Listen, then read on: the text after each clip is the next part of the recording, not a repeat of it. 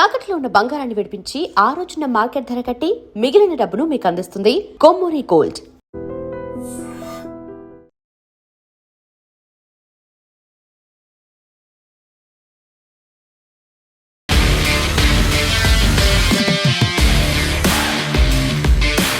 నమస్తే, welcome to I dream talking point with Kavitha. భారతదేశం తన డిఫెన్స్ ఎక్విప్మెంట్ను పెంచుకుంటోంది. ఇందులో భాగంగా రష్యా నుంచి 4వ విడత అత్యాధునిక S-400 గగనతల వ్యవస్థలు భారత్కు చేరేందుకు సిద్ధమయ్యాయి. దీన్నే సుదర్శన్గా పిలుస్తూ ఉంటారు. మే 2వ వారంలో భారత్కి రష్యా వీటిని డెలివరీ చేయనున్నట్లుగా రక్షణ వర్గాలు తెలిపాయి. గత వారమే రష్యాలో షిప్పింగ్కు సిద్ధంగా ఉన్నటువంటి S-400 వ్యవస్థలను భారత వాయుసేన ఉన్నతాధికారులు తనిఖీ చేశారని తెలుస్తోంది. పాకిస్తాన్ నుంచి వచ్చే ముప్పును నిర్మూలించేందుకు రాజస్థాన్లోని సరిహద్దు వెంబడి వీరిని మోహరించనున్నట్లుగా తెలుస్తోంది.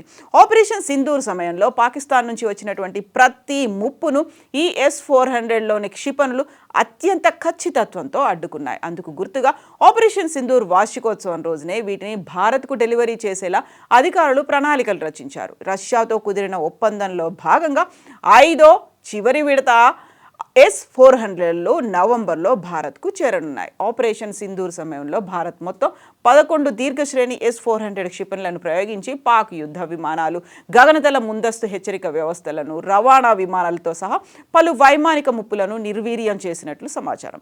ఇప్పుడు అవి ప్రదర్శించినటువంటి సామర్థ్యాన్ని చూసిన తర్వాత మరో 5 S-400లను కొనేందుకు కేంద్ర ప్రభుత్వం ఆమోదం తెలిపింది. దీనికోసమే భారతదేశం తన రక్షణ బడ్జెట్ను కూడా విపరీతంగా పెంచింది.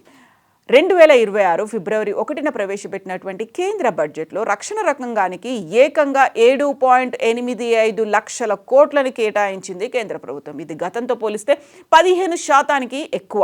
ఇందులో 2.19 లక్షల కోట్లను ఫైటర్ జెట్లు, సబ్మెరైన్లు, డ్రోన్లు, స్మార్ట్ వెపన్స్ కొనుగోలు కోసం మూలధన వ్యయంగా కేటాయించారు. మరోవైపు ప్రపంచ సైనిక వ్యయం 2025 నాటికి $2,887 బిలియన్ చేరి రికార్డు సృష్టించింది. ఇది గ్లోబల్ జీడిపిలో 2.5%. రష్యా ఉక్రెయిన్ యుద్ధం కారణంగా ఐరోపా దేశాలు సైతం భారీగా ఆయుధాలను సమకూర్చుకుంటున్నాయి. ఉక్రెయిన్ ఏకంగా తన జీడిపిలో 40% కేవలం రక్షణ రంగం కోసమే ఖర్చు చేస్తుంటే ప్రస్తుతం ప్రపంచ రాజకీయ ఉద్రిక్తతలకు అది అద్దం పడుతోంది. ఇక భారతదేశం అనేది ప్రపంచ సైనిక వ్యయంలో టాప్ 5th ప్లేస్లో ఉంది. సైన్యాన్ని బలోపేతం చేసుకునే దిశగా అడుగులు వేస్తూ ప్రపంచంలోనే అత్యధిక సైనిక వ్యయం చేస్తున్న దేశాల్లో భారత్ 5వ స్థానంలో నిలిచింది. పాకిస్తాన్పై చేపట్టినటువంటి ఆపరేషన్ సింధూర్, చైనాతో సరిహద్దు ఉద్రిక్తతల నేపథ్యంలో భారత్ తన ఆయుధ సంపత్తిని భారీగా పెంచుకుంటోంది. ఇంతకీ ఆ టాప్ 5 కంట్రీస్ ఏవి? Stockholm International Peace Research Institution SIPRI తాజాగా విడుదల చేసిన నివేదిక ప్రకారం ప్రపంచ సైనిక వ్యయంలో కేవలం కొన్ని దేశాలే ప్రధాన వాటాను కలిగి ఉన్నాయి. వాటిలో అమెరికా $954 బిలియన్ అందరికంటే చాలా ముందు వరుసలో ఉంది. చైనా $336 బిలియన్ రెండో స్థానంలో ఉంది.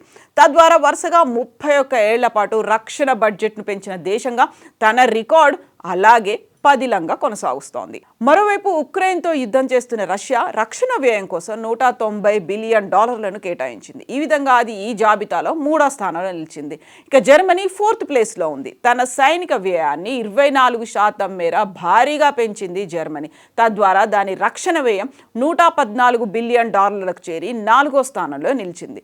సిప్రి నివేదిక ప్రకారం గ్లోబల్ డిఫెన్స్ ట్రెండ్స్లో భారత్ కీలక పాత్ర పోషిస్తోంది. 2025 సంవత్సరానికి గాను భారత్ తన సైనిక రంగంపై $92.1 బిలియన్ ఖర్చు చేసి ప్రపంచంలో 5వ స్థానంలో నిలిచింది. అంతకుముందు ఏడాదితో పోలిస్తే ఇది 8.9% ఎక్కువ. ప్రపంచ సైనిక వ్యయంలో ఇది 3.2%గా ఉంది. పాకిస్తాన్పై చేపట్టిన ఆపరేషన్ సింధూర్ సైనిక వ్యవస్థలను అత్యవసరంగా కొనుగోలు చేయడం వల్లే భారత్ వ్యయం అమాంతంగా పెరిగింది. ఇక దాయాది దేశం పాకిస్తాన్ కూడా తన సైనిక వ్యయాన్ని 11% పెంచింది. ప్రస్తుతం అది $11.9 బిలియన్ చేరింది. తద్వారా 40 దేశాల జాబితాలో పాక్ 31వ స్థానంలో నిలిచింది. పాక్తో పోలిస్తే భారత్ సైనిక వ్యయం దాదాపు 9 రెట్లు అధికంగా ఉంది. పాకిస్తాన్, చైనాతో ఉన్నటువంటి ఉద్రిక్తతల వల్ల భారత్ ఆయుధ కొనుగోళ్లను వేగవంతం చేసిందని సిప్రి నివేదిక స్పష్టం చేసింది. ఆయుధాల దిగుమతుల్లో భారత్ ఇప్పటికీ ప్రపంచంలో రెండో అతిపెద్ద దిగుమతిదారుగా కొనసాగుతుంది. ప్రపంచ దిగుమతుల్లో ఇది 8.2%. అయితే ఆయుధాల కోసం ఒకే దేశంపై ఆధారపడకుండా భారత్ వ్యూహాత్మకంగా వ్యవహరిస్తోంది. రష్యా నుంచి దిగుమతులను క్రమంగా తగ్గిస్తూ ఫ్రాన్స్, ఇజ్రాయెల్, అమెరికా దేశాల వైపు మొగ్గు చూపుతోంది. అయినప్పటికీ ఇప్పటికీ భారత్కు అతిపెద్ద ఆయుధ సరఫరాదారు రష్యానే. అయినప్పటికీ కూడా వివిధ దేశాల నుంచి అక్కడ ఉన్నటువంటి డిఫెన్స్ ఎక్విప్మెంట్ ఏదైతే స్పెషలైజ్డ్గా ఉన్నాయో వాటి కొనుగోలుకే భారత్ మొగ్గు చూపుతోంది. దానికి తగ్గట్టుగా ట్రేడ్ డీల్స్ను కూడా కుదుర్చుకుంటోంది. గతంలో అయితే డిఫెన్స్ సిస్టమ్కి ఇంత పెట్టకపోయేవాళ్ళు, ఇప్పుడెందుకు ఇంత భారీగా పెంచుతున్నారు అనడానికి ప్రధాన కారణం ఆపరేషన్ సింధూర్ని చూపిస్తున్నారు. ఒక సుదర్శన చక్రంగా అభివర్ణించేటువంటి S-400 ఇప్పుడు మళ్ళీ మన అమ్ముల పొదిలో చేరుతున్నాయి.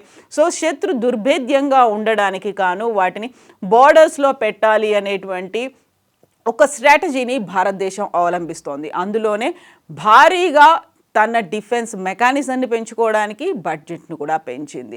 ఓవరాల్గా ఎలాంటి నష్టం జరిగినా, ఎవరు ఎలాంటి యుద్ధాన్ని ప్రకటించినా, ఎలాంటి ఆయుధాలు మన వైపు దూసుకొచ్చినా వాటిని అడ్డుకోవడమే లక్ష్యంగా S-400ను భారతదేశం మోహరింపజేయబోతోంది.